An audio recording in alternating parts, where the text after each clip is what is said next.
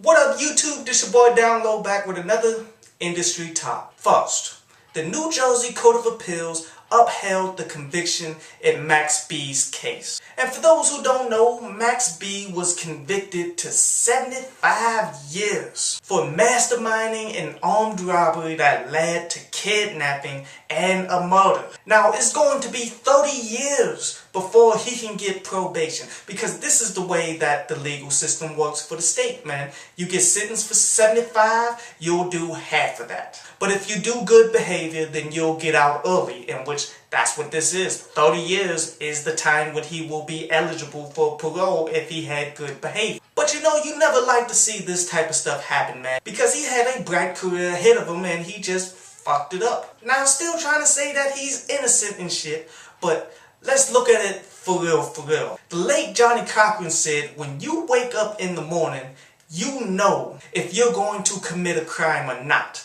You can stop that, but you do not know if someone's going to accuse you of a crime.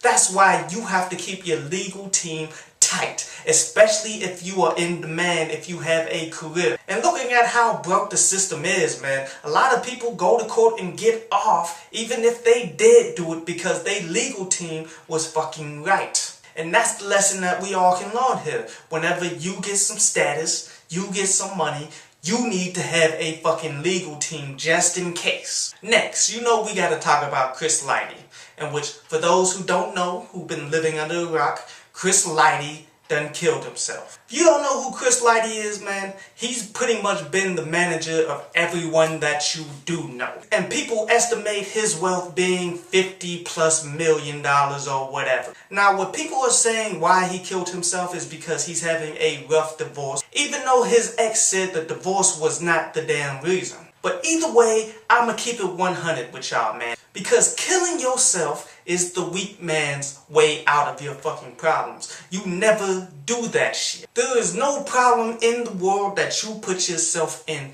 that you cannot climb yourself out of that shit. But too often people are too fucking weak to acknowledge that. And also this goes to show, man, that money, power, and position in this music industry or whatever, it's really nothing, man. It doesn't really make people all that happy. And I've got to say, it's a damn shame and it's a damn waste. But anyway, on to some more depressing shit. The New England police urged a venue to cancel a DMX show. Basically what they said was, well, Cassidy just got into a brawl at your venue, and a nightclub in Providence that plays hip-hop just got shot up. You should not do this show. See, everyone thinks that the most racism comes out of the South, when no, the most racism is in the Northeast. And what they basically wanted to say here is that urban music causes violence. They go hand in hand, when this is a fucking lie. And shame on the fucking promoters for allowing that to fucking happen, man. They cannot fuck with you while you're trying to make your money when no crime has been committed.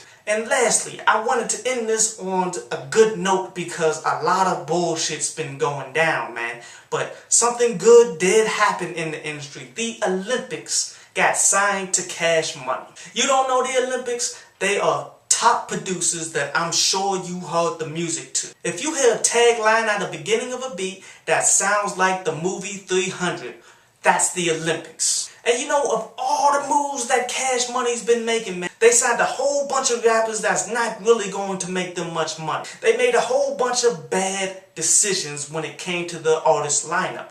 But this right here is the best by far, because the Olympics is the best producers that they've had since Manny Fresh. I'm happy for them dudes, and I hope they definitely continue to grind hard. But anyway, this was another industry top.